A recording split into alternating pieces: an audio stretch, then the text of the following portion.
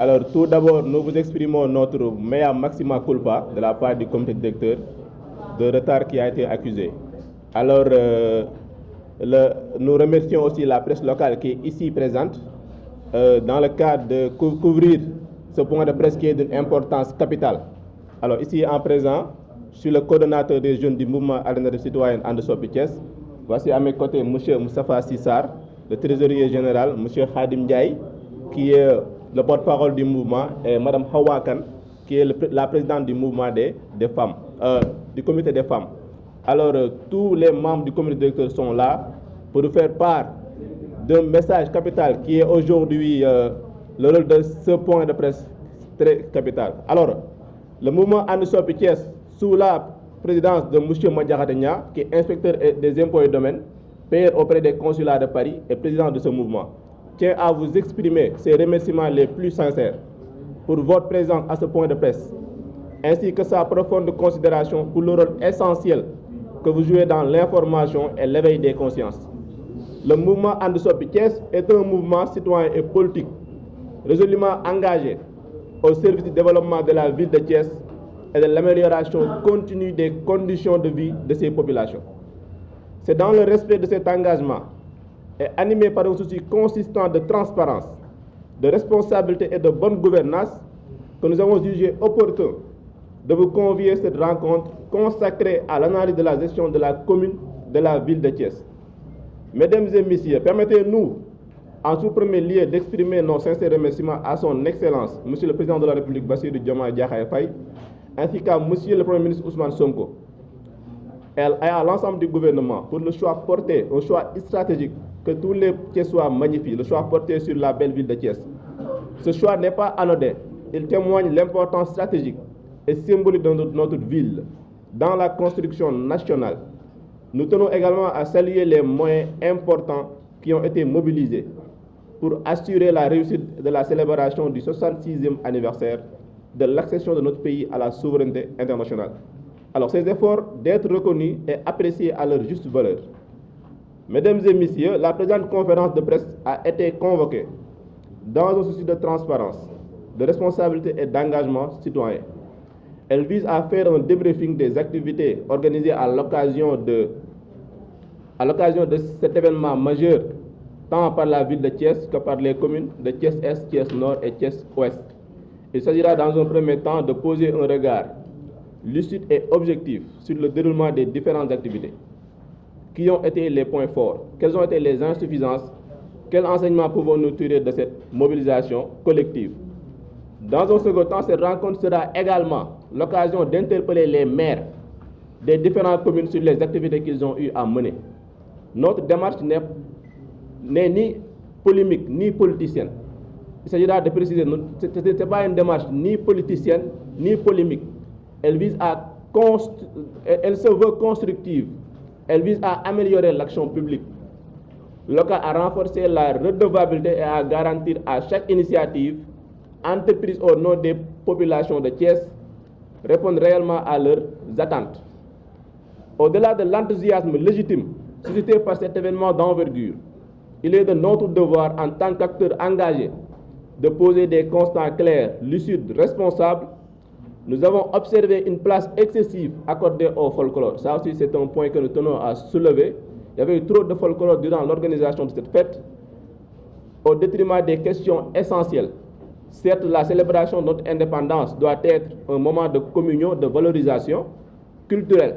mais elle ne saurait occulter les priorités fondamentales des populations. L'éducation, la santé, les jeunes, l'assainissement ou encore l'amélioration du cadre de vie. Thiès, l'état des routes sont dans une situation calamiteuse. Récemment, nous avons connu des inondations dans certains quartiers des communes. C'était des réels impacts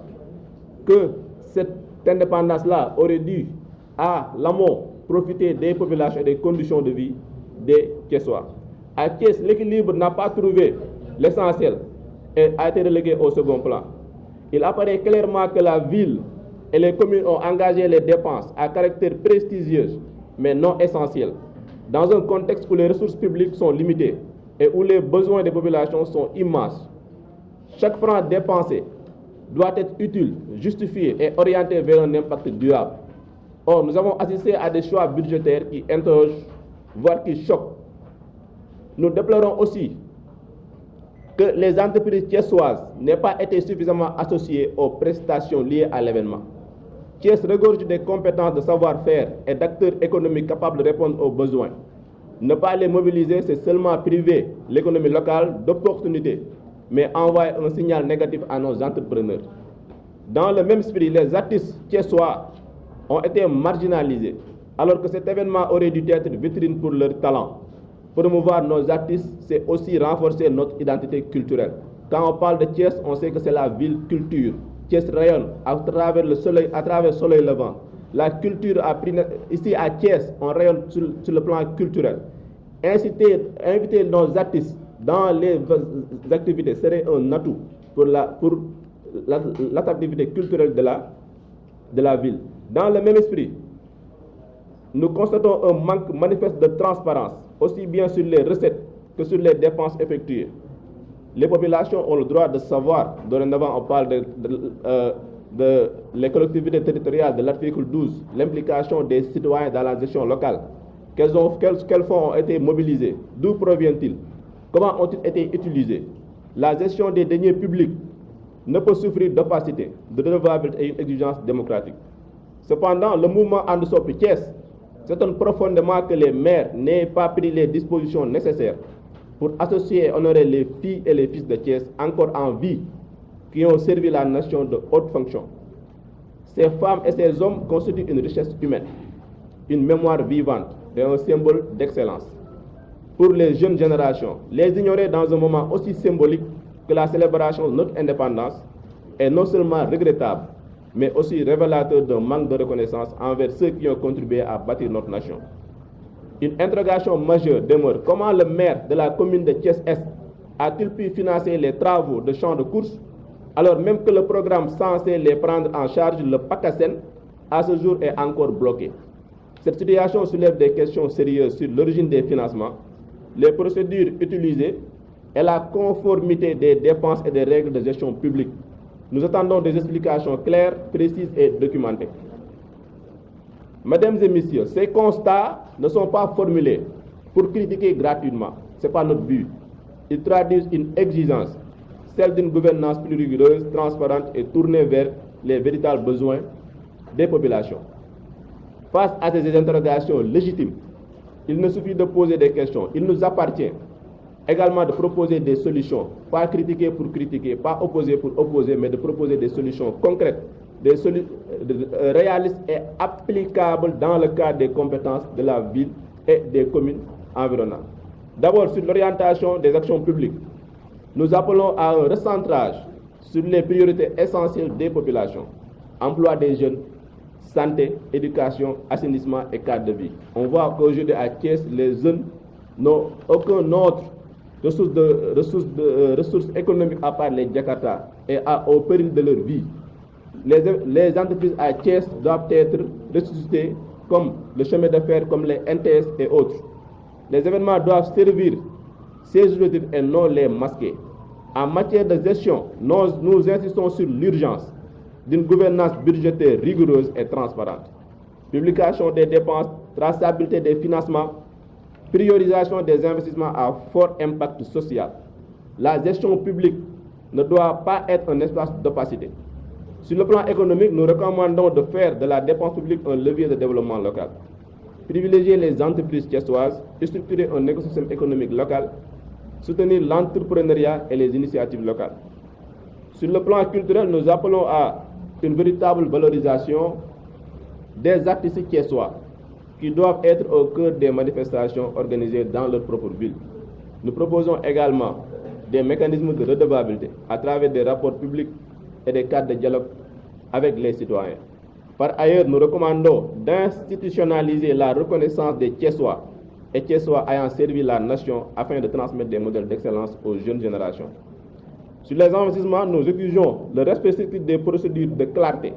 sous les ressources de financement, notamment pour des projets comme le champ de course. Mais au-delà de ces mesures techniques, un engagement profond de posture s'impose. d'arrêter l'activisme dont le seul objectif est de se mettre en lumière au détriment de Thiès, d'arrêter de se donner en spectacle, car Thiès mérite des élus exemplaires qui inspirent la fierté et nos élus qui font du théâtre, d'arrêter de pleurnicher et d'utiliser les manquements de Thiès comme prétexte pour obtenir une audience avec le président de la République, d'arrêter cette compétition malsaine consistant à savoir qui va faire venir le plus grand artiste gracieusement payé sur les ressources publiques. La fonction d'élu local n'est pas une scène, c'est une responsabilité.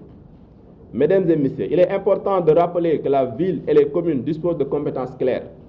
Développement local, aménagement du territoire, action sociale, culture, éducation, appui à l'économie. Dès lors, leur mission ne peut se limiter à l'événementiel ou à la communication, mais doit s'inscrire dans une vision durable. Améliorer concrètement le quotidien des populations, structurer l'économie locale, renforcer les services publics de base, construire une ville organisée, attractive et inclusive. Mesdames et messieurs, dans un souci de transparence, de redevabilité et de respect des populations, nous demandons solennellement aux maires de la ville de Thiès ainsi qu'aux communes de Thiès-Est, Thiès-Nord, Thiès-Ouest de nous apporter des réponses claires et documentées sur plusieurs points essentiels. Nous nous demandons d'abord de nous faire un état des lieux détaillé de la distribution des aides et secours. Quels sont les bénéficiaires? Quels sont les critères d'attribution? Quels montants ont été mobilisés, distribués? La solidarité ne doit pas être un outil d'opacité de clientélisme. Nous leur demandons également de nous expliquer pourquoi certains prestataires semblent systématiquement remporter les marchés et les demandes de renseignements et de prix, alors même que Thiès regorge des compétences d'entreprises qualifiées et d'acteurs économiques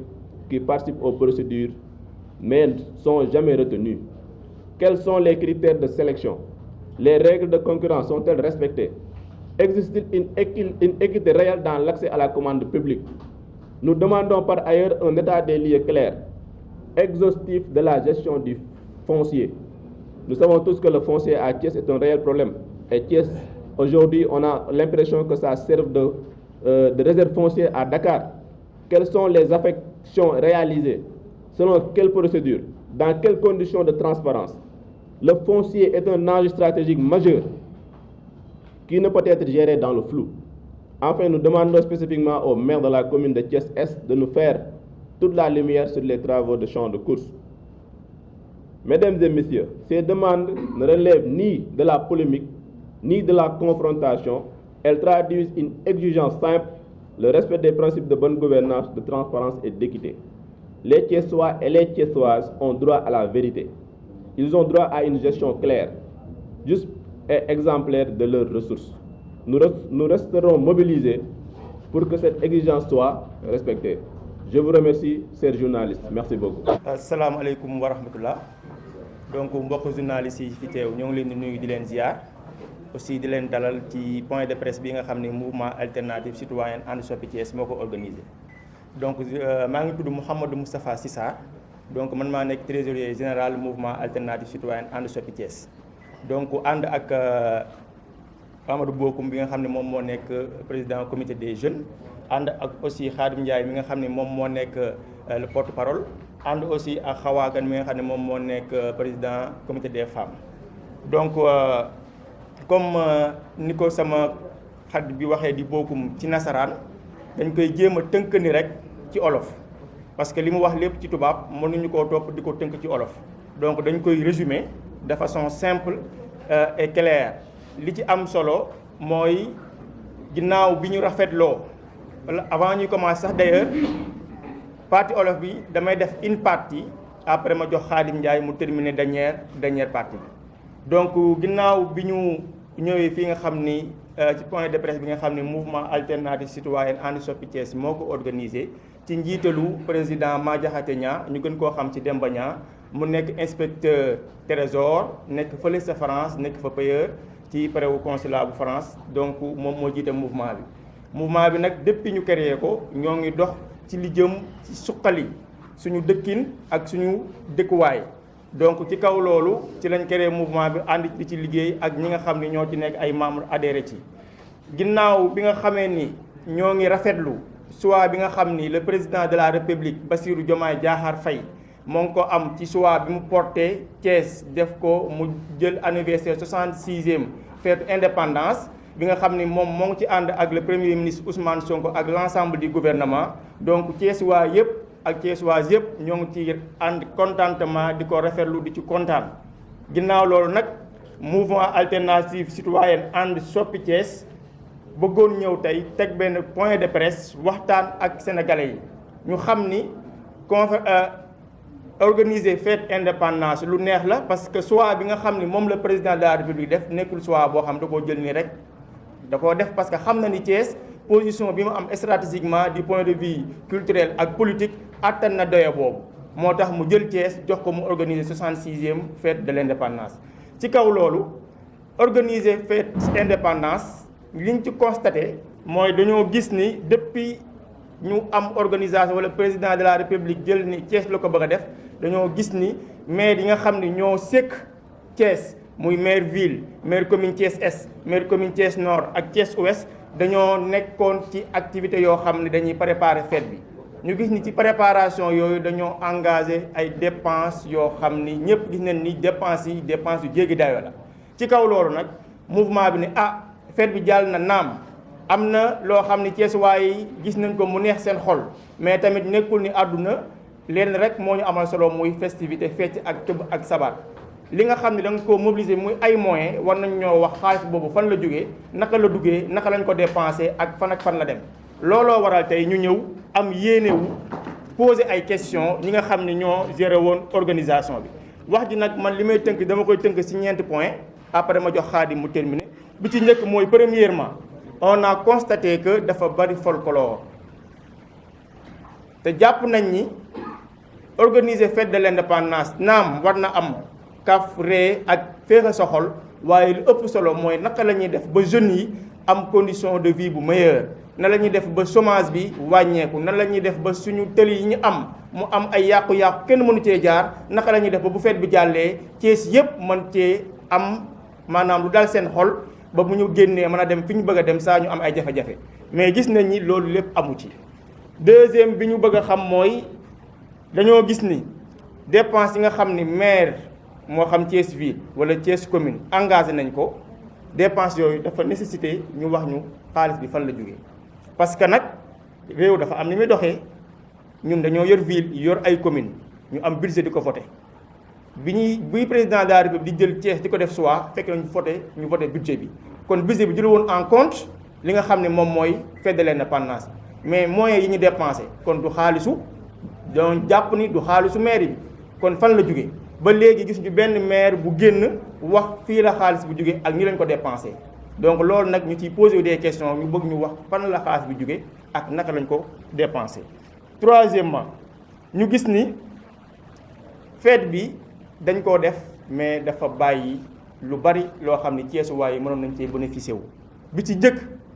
mooy dañoo gis ni entreprise yi nga xam ne ñoo nekk Thiès naam bu leen ci séddeet seen cër tuuti na gis nañ fi ay entreprise yu jógee beneen raison ñëw. implanté wu di def ay activités gis nañ fi ay colloque gis nañ fi ay activités yu bari yu ñu def alors que maire bi am na ay salle am nañ auditorium dépense yooyu ñu engagé fan lu tax ñu engagé ko est-ce que mënuñu war a jël espace maire bi pour def yooyu activité wala boog dañoo am partenariat ak entreprise privée boobu nga xam ne moom moo ko doon def wala déet. loolu yëpp c'est des questions yoo xam ni ñun en tant que des Thiessois yu éveillés war nañoo xam dëgg est-ce que réellement loolu lu jaadu la wala jaaduwut donc ñuy xaar monsieur le maire ak ñi nga xam ni ñoo sekk activité bi ñu indi ñu ci ay leeral. troisième point bi nga xam ni bëgg naa ko souligner mooy gis nañ ni activité bi am na ba jàll mais gisuñu benn doomu Thiès boo xam ni jox nañ ko ci cër maanaam njukkal nañ ko. rendre nañ ko hommage te damaa jàpp ne nag bu président de la république jëlee lu mel nii jox ko Thiès doomu Thiès yi nekk fi def lu rëy ci àdduna bi def lu rëy ci biir Sénégal kon nag moment la woon pour ñu mën a sigil doomi Thiès ñu xam ne nekkuñu rek ci ñoo xam ne dañuy dox ci fecc ak kaf agré am nañ ay ressources yoo xam ni ñii bu leen dégloo wala bu leen dénkee mën nañoo yóbbu réew mi feneen te gisuñu benn maire bu jël ay actes jël ñooñu daal leen honoré ci jour yooyu te nag nit ki boo koy sargal da nga koy sargal ba muy dund waaye doo bàyyi ba mu dëddu nag ngeen da nga koy sargal. loolu aussi c'est des questions yoo xam ne bëggoon nañ ko soulever ñu wax ñu lu tax profité wuñu ci occasion boobu buñ ko mënee xam ñun ñoo war nañ ko mën a xam ndax ñoom ñooy jiite. beneen question bi nga xam ne bëggoon naa koo soulever mooy tout simplement par rapport à la transparence maanaam ci affaire nu mu war a doxee ñun ñëpp on est des intellectuels jàng nañ xam nañ dëgg-dëgg naka la ñu war a joxee ay marché mais dañoo constaté ni marché yi nga xam ni ñoo ngi koy joxe muy maire yëpp de façon générale benn promoteur la ñuy gis ñu koy jox loolu nag moom dafa gën a aay jaay wala lu xew bu dee loolu la nañu génne ay documents yuy firndeel ni kii moo leen gën a taxaw nañu génne aussi nan lañ defee nan lañ lancé marché ba mu gañe ko loolu aussi ñun en tant que citoyen on a le droit de savoir donc nekkuñu rek dañuy ñëw ñu jiital ay nit ñu def lu leen neex après rek daal di fête bi jeex na depuis on s'attendait à ce que ñu rendre ñu ay compte suñ la yónnee soo ñëwee da ngay leeral liñ la yónni ñoom dañ leen a yónni te yàqamti leen nag dañuy wax dëgg-dëgg liñ leen yónni woon liñ leen jox fan lañ ko def ak fu ñu ko dugal donc loolu c'est des questions yu ñuy xaar ñu indil ñu ci ay leeral yan fonds la ñu mobiliser xaalis bi ñu mobiliser fu mu jógee ku leen ko jox naka lañ ko utiliser ak des pièces justificatives donc ñun loolu lañu soxla pour ñu jox ñu ko. quatrième point bi may daanalee mooy gis nañ ni commune bu ñu bokkee ñun muy Thiès Est ñu am fa monsieur le maire boo man dama koy tooñ souvent di ko tuddee l'homme de Sarafina parce que chaque fois buñ la falee aussi jox la ab commune dafa am responsabilité buñ la jox responsabilité boobu nag du toog ci place di waxtaan rek a koy doxal donc ñuy demander l'homme de Sarafina comment il a fait moom naka la def ba àggale champ de course bi nga xam ni depuis 4 ans bu nga ko cee interpellé mu ni programme PACASEN la dañ koo bloqué moo tax mënuñu koo àggale ba fii may wax ak yéen programme bi c'est bloqué et pourtant course bi pare na fu mu jëlee xaalis ku ko jox ni mu ko joxee ak naka la ko joxee ak lu tax mu jox ko te waxuñu ko loolu ñu bëgg mu waxal ñu ko donc loolu c'est des questions yu ñuy laaj di xaar ay réponses et c'est une obligation mu jox ñu ay réponses parce que ñoo bokk moom commune bi dëkkandoog moom yónni ko yàqamti ko donc il faut que mu jox ñu ay leeral donc loolu c'était la question bi nga xam ne bëggoon naa ko daanale muy sama 4e question ñun nag en tant que mouvement ñëwuñu rek di def point de presse pour critiquer dépassé nañ boobu idée souvent les élus locaux boo leen poser ay questions yi ñu da ngay critiquer mais on a le droit de savoir dañoo war a xam li ñu war a xam nag dañ koy poser ñoom ñu xam ko ñun en tant que mouvement dañ leen di wax li ñu gis ba pare proposer leen ay solutions mais ñun dañoo jàpp ni bu ñu la yónnee nga nekk suñu maire war nga mën a am esprit wu chaque fois ngay def suñu rapport budgétaire di ko publier soo waree def boo waree voter sa budget mais nga rendre ko public gars yi ñëw seetaan si parce que yoon la dañoo war a xam mais loolu lépp gis nañ ni moom du ko def donc on pose des questions à ce que lu waral loolu dañoo xamul seen rôle buñ ko xamul ñu xamal leen ko donc loolu benn la si ni leen di proposer ñaareel bi mooy jàpp nañu suñu artistes yi nga xam ñoo nekk ci dëkk bi mais ñooñu am nañ possibilité organiser ay événements mais pourquoi pas ñu jàpp ne ñun Thiès suñu bu ñu xewlee dañoo war a jëm jëlit feneen keneen mu ñëw def ay activités festivités gars yi fecc ree alors que am na Thiès ñu ko war a mën a def parce que damaa jàpp ni président de la République li tax mu choisir Thiès comme ville bu war a abriter 66e bi dafa jàpp ni Thiès am na ay ressources yu ko mën a doxal ci ressources yooyu nag aspect culturel bi da cee bokk kon war nañoo am ay musiciens yoo xam ne war na leen a mën a promouvoir jaay leen ci occasion yu mel nii ñu mën a fi sax jóge tàq ba faaw mais gisuñu loolu aussi c'est des questions yu ñu war a yu ñuy proposer que bu doon ñun la peut-être am na neneen ñu koy defee ba mu gën a am doole. fi nga xam ne moom laay daanalee ci proposition yi li ma bëgg a wax yëpp bari na boogum li mu wax yëpp bari na mënuma toppaat lépp di ko wax ci olof mais pour résumer ñu xam ni point de presse bi nga xam ni dañ ko organiser loolu moom moo nekkoon objectif bi mooy les questions yi ma soulevé proposition yi nga xam ne mën nañ ko def aussi bari na boogum wax na ko en français dinañ amaat occasion ñu gën koo leeral jox leen ay propositions ñu xam ni ñun en tant que mouvement alternatif citoyen And Soppi Thiès ñëw ni rek pour def politique politicienne dañoo ñëw pour am beneen vision politique mooy bu ñu gisee lu baax ñu saluer ko mais bu ñu gisee loo xam ne nag safaan bala ñu daal koy dénoncer donc foofu laa daanalee sama kàddu di jox Khadim mu terminer la dernière partie je vous remercie. salaamaaleykum wa rahmatulah maa ngi tudd Khadim Ndiaye nekk porte-parole du mouvement And Soppi Thiès citoyen And Soppi Thiès bi président Madiakhaté ñaa jiite maa ngi nuyu taskatu xibaar yi nga xam ne ñoom lañ bokk nekkandoo fii salle bi fas yéene def li nga xam ne mooy point de presse bi ñu bëgg bala may commencé maa ngi nuyu ñi nga xam ne ñoom lañ bokkal mouvement bi mooy ñiy féet suñu ginnaaw nga xam ne ñooy waa comité directeur bi mouvement Soppi Thiès parce que dañ ni comme point de presse lañu def jaruñu woo waa mouvement bi dañu woo comité directeur rek ñu ànd ak ñun dafa ñu point de presse bi ñu ngi gërëm bokku mi nga xam ne moo jiite ndaw ñi nga xam ne ñoo bokk ci And Soppi Thiès ak Moustapha Sarr mi nga xam ni moom moo yor trésorier général bi nekk ci And Soppi Thiès xawaakan mi nga xam moo jiite jigéen ñëpp kon ñu yor jigéen ñi dañ ko teg ci loxoom fii ñuy tàmbali suñu kàddu daanaka li ñu waroon wax lu ëpp bokkum ñëw na ci nasaraan si Moustapha Sarr jël na ci parti wolof bi wax ci lu amam solo dañuy tënk rek li ñu naqari mooy dañoo jël ay nit fal leen te Thiès yëpp fal leen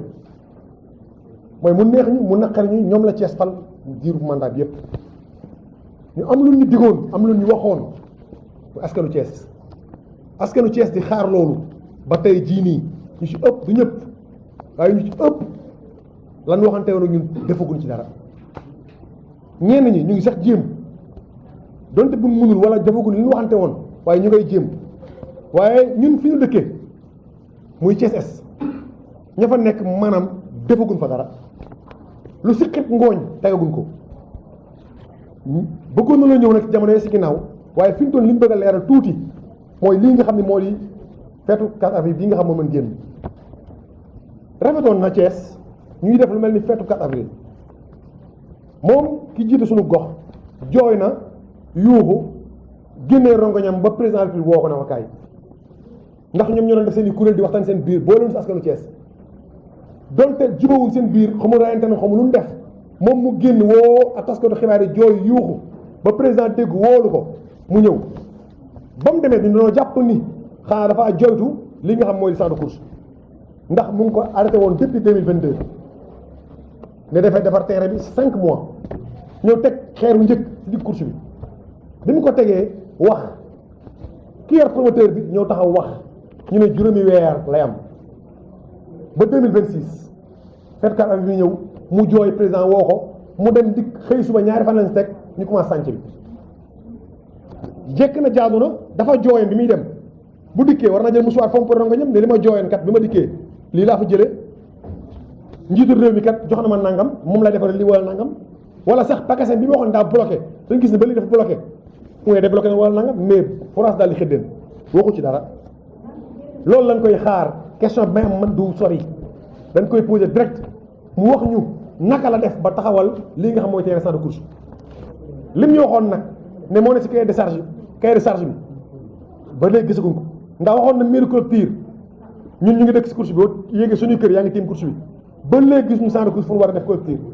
te waxoon na si la bokk waxoon na ay vestiaire ba léegi gis ñuy defar ay vestiaire